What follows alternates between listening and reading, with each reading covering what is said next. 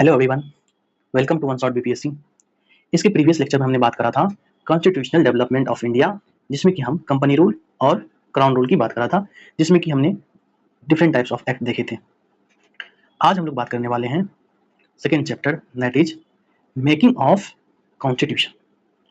इसमें सबसे पहले हम इसके बैकग्राउंड की बात करते हैं। तो सबसे पहले कॉन्स्टिट्यूएंट असेंबली की बात कही गई थी, the constitution of India bill 1895, जिसको बाल गंगाधर तिलक ने लिखा था। बाद में उसका नाम बदल के स्वराज बिल कर दिया गया।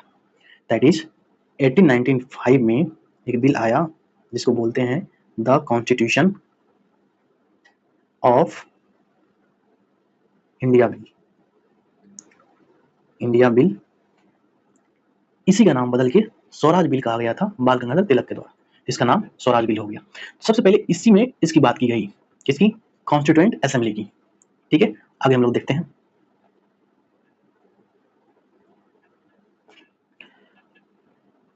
एटीन 1905 के बाद 1928 में नेहरू रिपोर्ट पब्लिश हुआ, जिसके चेयरमैन कौन थे? मोतीलाल नेहरू।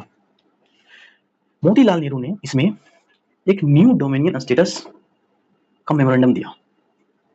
ठीक है, सबसे पहले 1895 में बाल गंगाधर तिलक ने स्वराज बिल में कॉन्स्टिट्यूएंट असेंबली के प्रिंसिपल को मेंशन किया। उसके बाद 1928 में नेहरू रिपोर्ट में एक मेमोरेंडम दिया गया न्यू डोमिनियन स्टेटस की। ठीक है, इसके बाद 1934 में एम एन रॉय बहुत बड़े लीडर थे।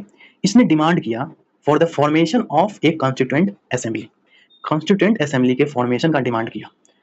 इसके एक साल बाद ही 1935 में कांग्रेस ने, इंडियन नेशनल कांग्रेस ने भी कॉन्स्टिट्यूएंट असेंबली के लिए डिमांड किया। ठीक है, तो इसको हम इस तरह से याद रखेंगे। 1934 में एम एन रॉय ने डिमांड किया था कॉन्स्टिट्यूएंट असेंबली की, और इसके जस्ट एक साल बाद इंडियन नेशनल कांग्रेस ने भी डिमांड किया कॉन्स्टिट्यूएंट असेंबली के लिए। ठीक है, अगर ये पूछा जाए जवाहरलाल नेहरू ने कॉन्स्टिट्यूएंट असेंबली की बात कब कही या कॉन्स्टिट्यूशन की बात कब कही, तो 1938 में। ओके, अब हम लोग आगे बात करेंगे।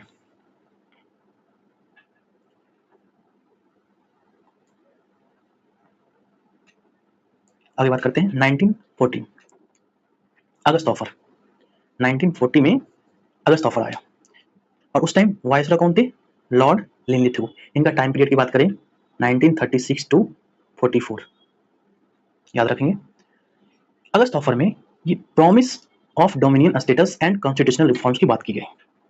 Dominion status and constitutional reform के बारे में प्रॉमिस किया गया, लेकिन वो कब कहा गया कि हम लोग जब वार जीत जाएंगे, वर्ल्ड वार सेकेंड उस टाइम चल रहा था, तो वर्ल्ड वार जीतने के बाद ये सब हम करेंगे। ठीक है, तो इस नेक्स्ट पॉइंट हम लोग देखते हैं, demand for constituent assembly accepted.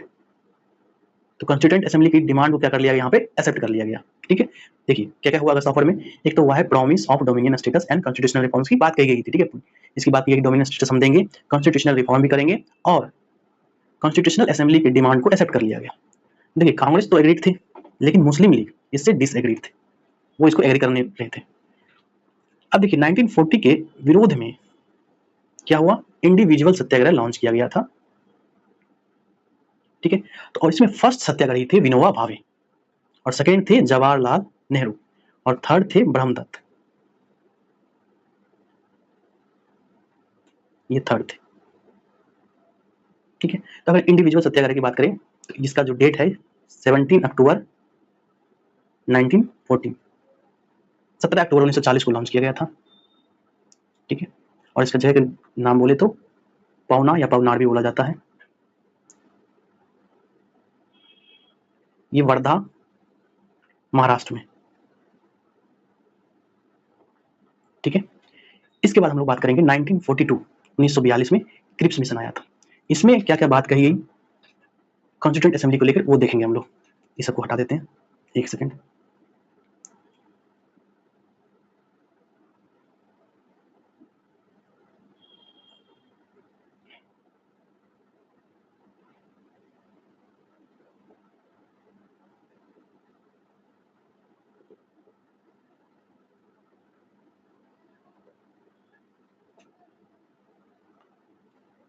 अब हम बात करेंगे 1942 क्रिप्स मिशन। क्रिप्स मिशन में दो तीन पॉइंट याद रखेंगे। First point, acceptance of constituent assembly formation, constituent assembly के फॉर्मेशन को एक्सेप्ट किया गया। इसके अगेंस्ट में यहां पर भी मुस्लिम लीग थे। सेकंड पॉइंट देखिए, क्रिप्स मिशन जब आया था उस टाइम कांग्रेस डिमांड कर रही थी कंप्लीट इंडिपेंडेंस की। वो डोमिनियन स्टेट्स चाह ही रहे थे, क्योंकि आपको याद होगा 1929 में जिसकी अध्यक्षता, जिसके प्रेसिडेंट कौन थे, जवाहरलाल नेहरू, इसी टाइम कंप्लीट इंडिपेंडेंस की बात करने लगे थे। तो क्रिप्स मिशन में ये डोमिनियन स्टेटस देने की बात की गई, कॉन्स्टिट्यूएंट असेंबली फॉर्मेशन की बात किया गया। तो इससे जो कांग्रेस थे वो सेटिस्फाई नहीं थे, वो चाह रहे थे कि हमको डोमिनियन स्टेटस नहीं, हमको कंप्लीट इंडिपेंडेंस चाहिए। ठीक है, और देखिए मुस्लिम लीग के द्वारा, दैट इज जिन्ना के द्वारा क्या हो रहा था, demand of separate Pakistan by Mohammad Ali Jinnah, इसी टाइम। ओके, अब हम लोग बात करेंगे cabinet mission.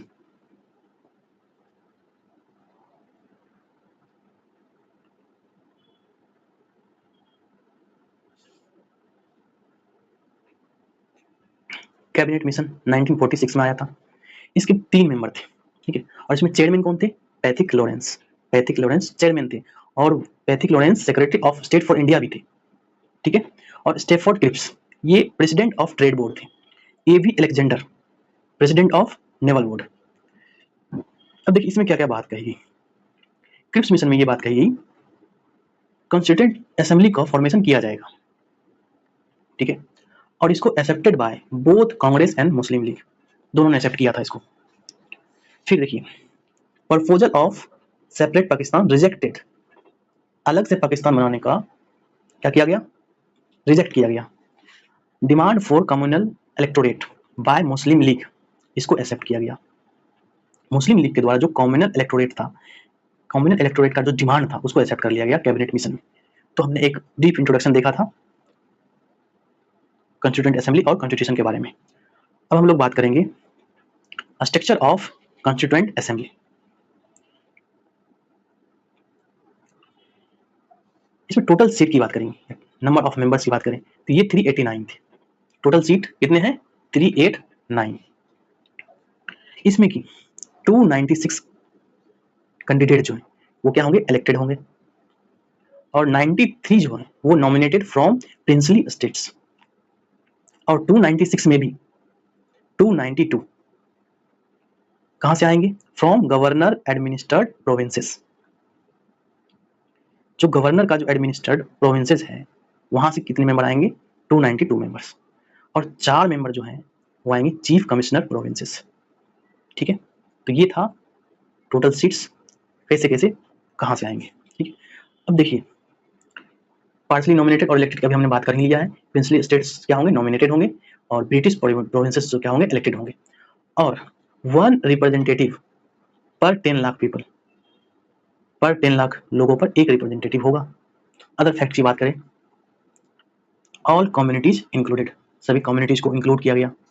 Mahatma Gandhi and Jinnah were not members of constituent assembly. ये इंपॉर्टेंट बात है, आपसे पूछा जाएगा कि कॉन्स्टिट्यूएंट असेंबली के कौन कौन मेंबर नहीं थे। उसमें ऑप्शन रहेगा, या तो महात्मा गांधी रहेगा, या फिर जिन्ना रहेगा, या फिर दोनों रहेंगे। तो महात्मा गांधी एंड जिन्ना ये दोनों कॉन्स्टिट्यूएंट असेंबली के मेंबर नहीं थे। ठीक है, अब देखिए फर्स्ट इलेक्शन कब हो रहा है, जुलाई से अगस्त 1946, और रिजल्ट की बात करें 296 में, क्योंकि इतना ही इलेक्टेड था। इसके अलावा जो 93 थे, यहाँ पर अभी हमने बात करा था 93 नॉमिनेटेड थे, वो तो नॉमिनेट किया जाना था। 296 जो का जो इलेक्शन हुआ इसमें से कांग्रेस जो है वो मेजर पार्टी बन के उभरी। इसके पास 208 सीटें मिली, मुस्लिम लीग को 73 सीटें मिली, और अदर और इंडिविजुअल को यहाँ पे 15 मिली। ठीक है, और जब इंडिया और पाकिस्तान का पार्टीशन हो गया, आफ्टर पार्टीशन टोटल सीट्स कितने होंगे, 299। ठीक है, पहले 389 सीट थे टोटल, पार्टीशन के बाद कितने बच गए, 299। ये याद रखेंगे, सारा फैक्चुअल है। ठीक है, एक बार हम फिर से थोड़ा रिवाइज कर देते हैं। देखिए टोटल सीट कितने हैं, 389। ठीक है, जिसमें कि इलेक्टेड कितने हैं, 296, और 93 क्या है, नॉमिनेटेड फ्रॉम प्रिंसली स्टेट्स। जिस 296 इलेक्टेड में 292 कहां से आएंगे, गवर्नर एडमिनिस्ट्रेड प्रोविंसेस से आएंगे, और 4 जो होंगे कमिश्नर, चीफ कमिश्नर प्रोविंसेस से आएंगे। ठीक है, और देखिए जब इलेक्शन हुआ है उसके बाद 208 सीटें किसको मिली? कांग्रेस को मिली, 73 सीटें मुस्लिम लीग को मिली और 15 दल को मिली। ठीक है, अब हम लोग बात करते हैं meeting of constituent assembly. First parliament किसको कहा गया? इसका फर्स्ट पॉइंट है फर्स्ट पार्लियामेंट कॉन्स्टिट्यूएंट असेंबली को कहा गया। ठीक है, और फर्स्ट मीटिंग जो हुआ है 9 दिसंबर 1946 और इसी टाइम प्रोटेम प्रेसिडेंट या टेम्पररी प्रेसिडेंट जो बनाया गया था वो बनाया गया था डॉक्टर सचिदानंद सिन्हा, जो कि बिहार से थे और ये एल्डेस्ट मेंबर थे उस टाइम के, इसलिए बनाया गया था। और देखिए फर्स्ट मीटिंग में टोटल 211 मेंबर्स प्रेजेंट थे। ठीक है, और परमानेंट प्रेसिडेंट की बात करें तो हमारे राजेंद्र बाबू, डॉक्टर राजेंद्र प्रसाद, बिहार की धरोहर। इसके बाद वाइस प्रेसिडेंट, वाइस प्रेसिडेंट कौन थे? एस.सी. मुखर्जी, बाद में चलकर वीटी कृष्णमाचारी भी बने हैं। कॉन्स्टिट्यूशनल एडवाइजर कौन है? बी.एन. राव। ठीक है, जब कॉन्स्टिट्यूएंट असेंबली चल रही है उस टाइम कॉन्स्टिट्यूशनल एडवाइजर कौन है? बी.एन. राव है।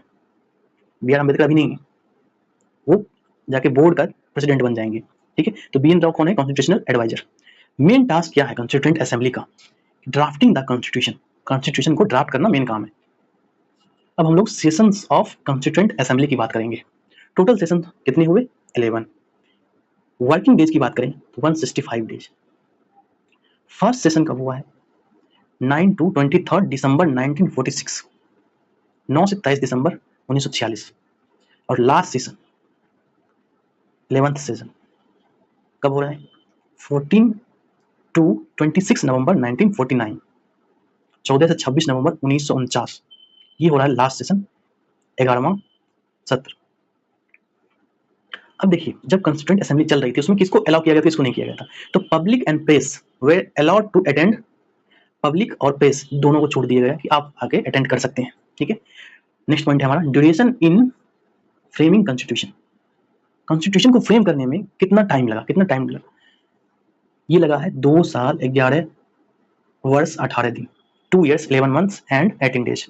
ओके, इसको याद रखेंगे, ये सब सारा फैक्चुअल ही है, आपको याद रखना पड़ेगा।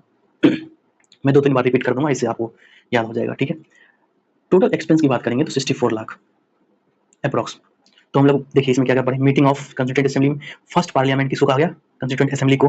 फर्स्ट मीटिंग कब हुआ? 9 दिसंबर 1946 को, जिसमें कि 211 मेंबर्स प्रेजेंट थे। टेम्पोररी प्रेसिडेंट कौन थे? Doctor Sachchidananda Sinha. Permanent president doctor Rajendra Prasad. Vice president बोले तो S C. Mukherjee. Constitutional advisor B N. Rao. Main task क्या था कॉन्स्टिट्यूएंट असेंबली का? Drafting the constitution. सेशंस की बात करें कॉन्स्टिट्यूएंट असेंबली की, टोटल कितने सेशन हुए हैं? 11। वर्किंग डेज की बात करें तो 165, 165 दिन। फर्स्ट सेशन कब हो रहा है? 9 से 23 दिसंबर 1946। लास्ट सेशन कब हो रहा है? 11th सेशन 14 से 26 नवंबर 1949 में हो रहा है। कम से कम आप ये याद रखिए कि लास्ट सेशन 1949 नवंबर में हो रहा है, मतलब जब कॉन्स्टिट्यूशन को एडॉप्ट कर रहे हैं ना उस दिन तक 26 नवंबर तक आपका लास्ट सेशन चल रहा है। ठीक है, और पब्लिक एंड प्रेस को अलाउड किया गया था अटेंड करने के लिए। और ड्यूरेशन की बात करें कॉन्स्टिट्यूशन को फ्रेम करने के लिए वो कितना लगा है? 2 years 11 months and 18 days। Total expenses कितने हैं? 64 lakhs। ठीक है, अगर हम वोमेन मेंबर की बात करें, आगे बात करते हैं। वोमेन मेंबर की बात करें, टोटल कितने वोमेन मेंबर हैं? 15 मेंबर्स, जिसमें कि 3 फेमस उसको हम लोग पढ़ेंगे। पहला है सुचिता कृपलानी, ये फर्स्ट वोमेन सीएम है यूपी की। Sarojini Naidu, first women governor of UP. Amrit Kaur, first health minister of India. फिर से एक बार रिपीट करते हैं, Sucheta Kripalani first women CM of UP. ठीक है, सुचिता फर्स्ट सीएम है।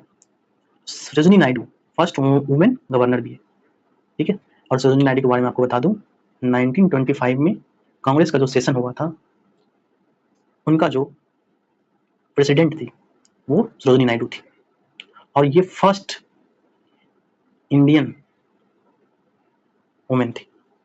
फर्स्ट इंडियन वुमेन आपको पूछेगा कौन है तो सरोजनी नायडू। सिर्फ फर्स्ट वुमेन पूछेगा तब जाकर हमको बोलना एनी बेसेंट, लेकिन फर्स्ट इंडियन वुमेन की बात करेंगे तो सरोजनी नायडू। ठीक है, अब हम लोग आगे बात करते हैं मेजर कमिटी एंड प्रेसिडेंट्स। देखिए टोटल 8 मेजर कमेटी थी और 13 माइनर कमेटी थी। ठीक है, तो हम लोग जो 8 मेजर कमेटी है उनको पढ़ लेते हैं। कई बार क्वेश्चन आ जाते हैं कितने मेजर कमेटी थे, तो आपको याद रखना है 8 मेजर कमेटी थे और 13 माइनर कमेटी। ठीक है, 8 और 13 याद रखेंगे। तो हम लोग मेजर कमेटी के बारे में पढ़ लेते हैं। ड्राफ्टिंग कमेटी, देखिए ड्राफ्टिंग कमेटी में यहाँ पर कौन है प्रेसिडेंट? Doctor B.R. अम्बेडकर। ठीक है, ये कॉन्स्टिट्यूशन को ड्राफ्ट करेंगे और इसके साथ 6 और मेंबर होंगे। अभी देखिए इसके बगल में लिखा हुआ है ड्राफ्टिंग कमेटी में, देखिए 7 मेंबर, टोटल 7 मेंबर्स। ठीक है, जिसमें कि डॉक्टर B.R. अम्बेडकर चेयरमैन है, जिसको फादर ऑफ इंडियन कॉन्स्टिट्यूशन भी कहा जाता है। सेकेंड है कृष्णा स्वामी अय्यर और है गोपाल स्वामी अयंगर, सदुल्ला खान, B.L. मित्तल, जिसको रिप्लेस करेंगे बाद में N. माधव राव। ठीक है, और नेक्स्ट है D.P. खेतान, ये पास्ट वे हो जाएंगे, इसको रिप्लेस करेंगे T.T. कृष्णामाचारी। इनको देखिए कैसे याद रखेंगे, ज्यादातर यही पूछा जाता है। ठीक है, B.L. मित्तर, मित्तर में यहाँ पे क्या आ रहा है? M आ रहा है, और माधव, N माधव में भी M आ रहा है। इस तरह से हम लोग याद रखेंगे, M को M रिप्लेस कर रहे हैं। ठीक है, और यहाँ पर देखिए D.P. खैतान, ठीक है, यहाँ पर K आ रहा है।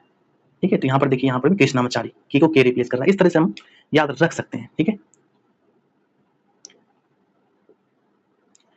तो ये था हमारा ड्राफ्टिंग कमेटी, जिसके प्रेसिडेंट कौन है? Doctor B.R. अम्बेडकर। नेक्स्ट है स्टीयरिंग कमेटी, इसके प्रेसिडेंट है डॉक्टर राजेंद्र प्रसाद। ठीक है, डॉक्टर राजेंद्र प्रसाद 3 कमेटी के प्रेसिडेंट है। एक तो हो गया स्टीयरिंग कमेटी, अभी देखिए आगे देखेंगे, फ्लैग कमेटी और रूल्स ऑफ प्रोसीजर कमेटी।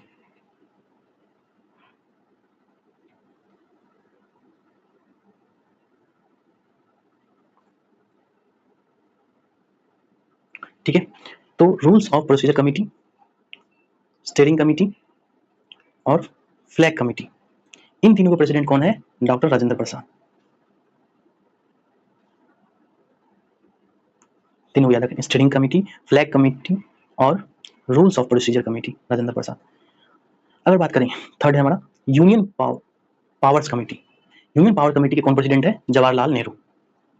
ठीक है, यूनियन की बात करेंगे तो जवाहरलाल नेहरू ही आएगा, याद रखिएगा। यूनियन की बात करेंगे तो जवाहरलाल नेहरू, और प्रोविंशियल की बात करेंगे तो सरदार वल्लभ भाई पटेल। ठीक है, और माइनॉरिटीज कमेटी के कौन प्रेसिडेंट है? H.C. मुखर्जी। याद कीजिए, H.C. मुखर्जी, वहां पे भी हम लोग पढ़े थे। फर्स्ट वाइस प्रेसिडेंट, देखिए फर्स्ट वाइस प्रेसिडेंट कौन है? H.C. मुखर्जी। ठीक है, और यहाँ पे माइनॉरिटीज कमेटी के कौन प्रेसिडेंट है? H.C. मुखर्जी। हाउस कमेटी कौन है? पट्टाभी सीतारामैया। ठीक है, एक बार हम फिर से पढ़ देते हैं। Drafting committee doctor B.R. Ambedkar, steering committee doctor Rajendra Prasad, flag committee doctor Rajendra Prasad, rules of procedure committee doctor Rajendra Prasad. ठीक है, यूनियन पावर कमेटी की बात करें, यूनियन में कौन है? जवाहरलाल नेहरू। ठीक है, बाद में ये PM भी बनते हैं। ठीक है, प्रोविंशियल की बात करेंगे तो सरदार वल्लभ भाई पटेल। ठीक है, जो कि जिसके पास होम मिनिस्ट्री रहेगी आगे चल के। और कौन सा बच गया? माइनॉरिटीज कमेटी का H.C. Mukherjee, house committee Pattabhi Sitaramayya. ठीक है, इस तरह से हम लोग अभी देखें मेजर कमेटी। अब हम लोग बात करेंगे important words of constituent assembly. क्या क्या वर्ड्स रहे कॉन्स्टिट्यूएंट असेंबली के? देखिए, नेशनल फ्लैग एडॉप्टेड है 22 जुलाई 1947, 22 जुलाई 1947, मतलब 15 अगस्त से पहले, जब इंडिया को फ्रीडम मिलेगी उससे पहले ही, कितने दिन पहले? 22 से 23 दिन पहले क्या हुआ है कि नेशनल फ्लैग को एडॉप्ट कर लिया गया है। 15 अगस्त से पहले ही नेशनल फ्लैग को एडॉप्ट कर लिया गया, ताकि जिस दिन हम लोग इंडिपेंडेंस हो गए उस दिन हम झंडा फहरा सके। इसके डिजाइनर कौन थे? पिंगली वेंकैया। ठीक है, इसे याद रखेंगे। नेशनल फ्लैग के डिजाइनर कौन है? पिंगली वेंकैया। अब देखिए, national anthem and song adopted 24 जनवरी 1950। देखिए 26 जनवरी को हम लोग रिपब्लिक होने वाले थे, रिपब्लिक डे मनाते हैं। ठीक है, और ये रिपब्लिक डे क्यों मनाते हैं? क्योंकि हमारा 26 जनवरी को थोड़ा इतिहास रहा है। ठीक है, 26 जनवरी 1930 को, देखिए यहाँ पे लिखा हुआ नीचे, 26 जनवरी 1930 को ऑब्जर्व एज इंडिपेंडेंस डे। ठीक है, लाहौर सेशन में पूर्ण स्वराज का डिक्लेरेशन किया गया था।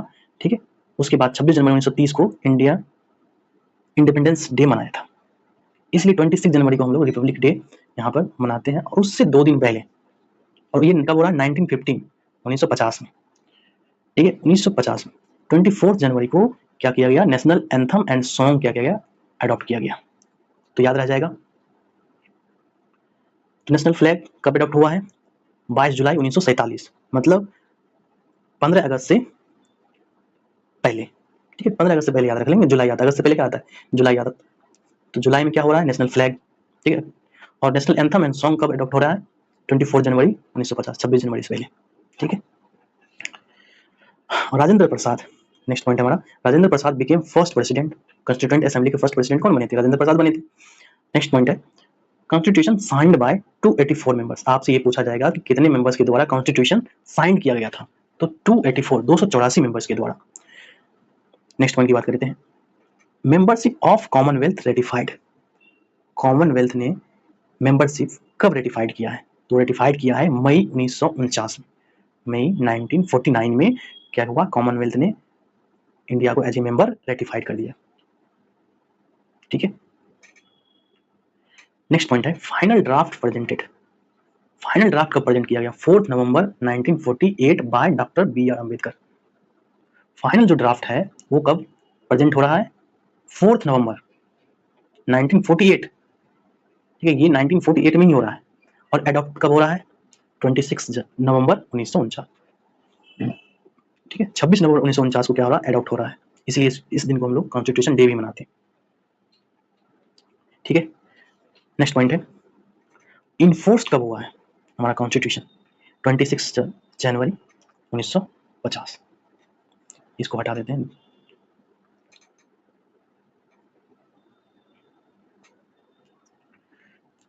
और हमारा नेक्स्ट पॉइंट है, लाहौर सेशन, मैंने आपको बता ही दिया 1929 में, जिसमें कि डिक्लेरेशन ऑफ पूर्ण स्वराज किसके द्वारा, जवाहरलाल नेहरू, ठीक है। इसलिए 26 जनवरी 1930 को ऑब्जर्व किया गया था इंडिपेंडेंस डे के रूप में। अगर हम सिंबल ऑफ कॉन्स्टिट्यूएंट असेंबली की बात करें तो क्या था सिंबल, एलिफेंट, हाथी। एक बार हम फटाक से रिवीजन कर देते हैं। नेशनल फ्लैग एडॉप्टेड कब हुआ है, 22 जुलाई 1947, इसके डिजाइनर कौन है, Pingali Venkayya. National anthem and song कब एडॉप्ट हुआ है, 24 जनवरी 1950, ठीक है, 26 जनवरी से पहले 24 जनवरी। और नेशनल फ्लैग कब था, 15 अगस्त से पहले, मतलब जुलाई में, ठीक है। Rajendra Prasad became first president, constitution sign by, कितने मेंबर से साइन हुए थे constitution, 284 members. Members of commonwealth ratified, कब कॉमनवेल्थ के द्वारा रेटिफाइड किया गया मेंबरशिप, तो मई 1949, कम से कम 1949 याद रखेंगे, मई नहीं भी याद रहेगा चलिए 1949 में, ठीक है। फाइनल ड्राफ्ट कब प्रेजेंट हुआ है, 1948 में, ठीक है, नवंबर याद नहीं भी रहेगा चलेगा, 1948 में डॉक्टर बी आर अम्बेडकर के द्वारा। और कॉन्स्टिट्यूशन अडॉप्ट कब हुआ है, 26 नवंबर 1949, जिसको कॉन्स्टिट्यूशन डे भी बोलते हैं। और इन्फोर्स कब हुआ है, 26 जनवरी 1950, ठीक है, अडॉप्ट हुआ है 26 नवंबर 1949। और इन्फोर्स की बात करेंगे, ठीक है, लागू कब हुआ है, तो 26 जनवरी 1950, ठीक है। और सिंबल क्या था, एलिफेंट। तो इस तरह से हमने important words of constituent assembly का देख लिया। अदर कंट्रीब्यूटर की बात कर लेते हैं हम लोग। देखिए कैलीग्राफर जो थे ओरिजिनल कॉन्स्टिट्यूशन के, वो है प्रेम बिहारी नारायण रायजादा, ठीक है, प्रेम बिहारी ऐसे भी। और देखिए इसका इंग्लिश क्या है, सॉरी ये इंग्लिश में लिखे थे, प्रेम बिहारी नारायण रायजादा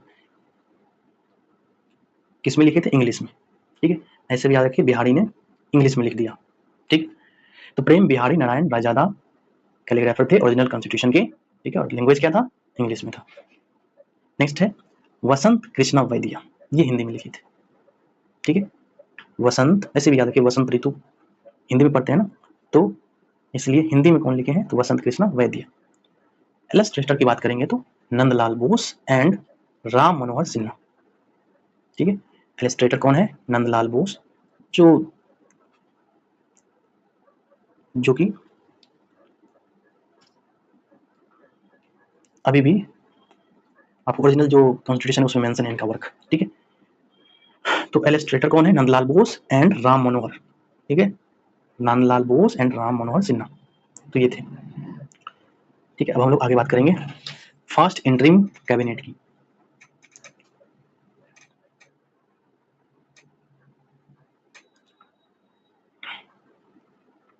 देखिए फर्स्ट इंटरिम कैबिनेट कब बन रहे हैं 1946 में। और जवाहरलाल नेहरू कौन है? Vice president of executive council. इसका वाइस प्रेसिडेंट, प्रेसिडेंट कौन हो गए? लॉर्ड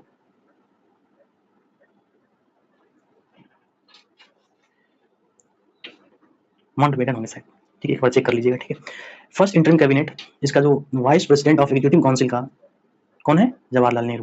और एक्सटर्नल अफेयर्स, ठीक है, जवाहरलाल नेहरू वाइस प्रेसिडेंट है एग्जीक्यूटिव काउंसिल के, और एक्सटर्नल अफेयर्स के भी हेड कौन है? जवाहरलाल नेहरू। सरदार वल्लभ भाई पटेल, इसको home and information and broadcasting. Baldev Singh, Baldev Singh को डिफेंस मिनिस्ट्री मिली है। देखिए ऐसे याद रखते हैं, बल, बल से आप याद रखिएगा फोर्स, फोर्स से क्या होता है? डिफेंस, बल, बल डिफेंस में क्या लगता है? बल लगता है, बल वाले लोग डिफेंस में जाते हैं, कमजोर इंसान नहीं जाते। तो बलदेव सिंह को याद रखिएगा डिफेंस, ठीक है। अब देखिए जगजीवन राम, ये दलितों के बहुत बड़े नेता थे, बिहार सिंह थे, ठीक है। तो याद रखिएगा ये इनका क्या है? लेबर, ठीक है। तो लेबर किनका है? जगजीवन राम का। अब देखिए लियाकत अली खान, ये जो थे ये मुस्लिम लीग के मेंबर थे, और ये कौन सा लिए थे? Finance department. सोचिए, फाइनेंस ये लीड कर रहे थे लियाकत अली खान, और क्या करते थे? कोई भी डिसीजन होता था उसमें ये क्या कर देते थे? ये वीटो चला देते थे। मतलब कुछ भी कॉन्स्टिट्यूएंट असेंबली अगर पास करना चाह रहे थे, ये उनका विरोध कर देते थे, ठीक है। बेसिकली इनको सेपरेट पाकिस्तान अभी तक नहीं मिला हुआ था, इसलिए हर चीज में ये क्या कर रहे थे? अड़चन डाल रहे थे। तो ऐसे याद रखिएगा, लियाकत अली खान एक मुस्लिम है, और ये मुस्लिम लीग से भी थे, और ये किसका कंट्रोल किस पे था? फाइनेंस, फाइनेंस देखिए मेन इसी पे कंट्रोल था इसको। अब हम लोग बात करेंगे नेक्स्ट, गजनाफर अली, ये हेल्थ इनको मिला था, ठीक है। इस वजह से याद रख सकते हैं, आपने गजनी मूवी देखी होगी। गजनी क्या रहता है? पागल रहता है, पागल को क्या जरूरत पड़ता है? मेडिकल दवा की जरूरत पड़ती है, तो दवा कहाँ किस सेक्टर में होता है? हेल्थ सेक्टर में। तो गजनाफर अली को आप ऐसे याद रख सकते हैं, गजनाफर अली से गजनी, गजनी को हेल्थ की जरूरत है, दवा की जरूरत है, मेडिसिन की जरूरत है, ओके।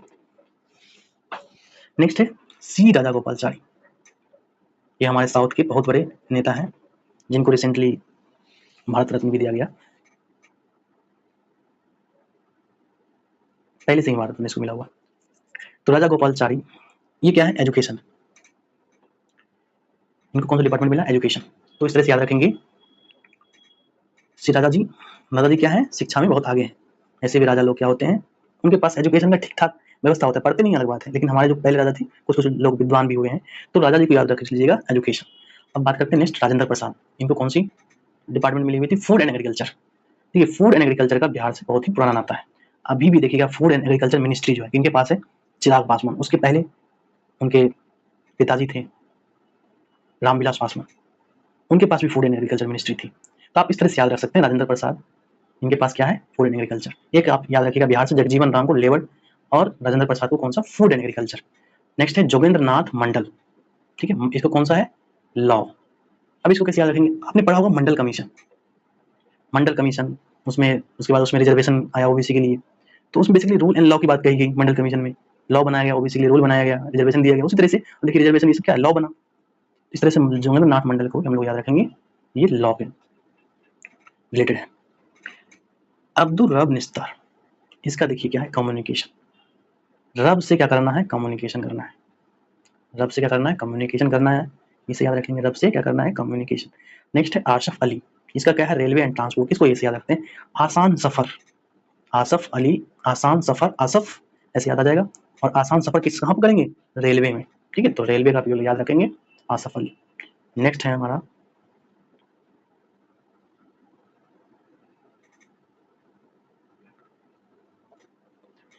टीटी चुनड़ीकर, ये है कॉमर्स डिपार्टमेंट रिलेटेड। अब देखिए आपने सुना होगा नाम चुनरी, चुनरी के बिजनेस को कॉमर्शलाइज कर दो, ठीक है, क्या करना है? चुनरी के बिजनेस को कॉमर्शलाइज करना है, तो इस तरह से हम लोग याद रख सकते हैं, टीटी चुनरीकर कॉमर्स से रिलेटेड है, ठीक है। नेक्स्ट हमारा जॉन मथाई, जॉन मथाई जो है इसको कौन सा डिपार्टमेंट मिला हुआ है यहाँ पे? Industries and supplies. अब देखिए इसको कैसे याद रखा जाए, ये जॉन मिठाई, इस मथाई को मिठाई समझ लेते हैं, ठीक है, मिठाई। अब देखिए मिठाई कहाँ से लाना है? इंडस्ट्री से, या मिठाई का इंडस्ट्री लगाना है और सप्लाई करना है सबको, ठीक है, मिठाई का इंडस्ट्री लगाना है, सप्लाई करना है। एक बार हम इसको रिवाइज कर देते हैं,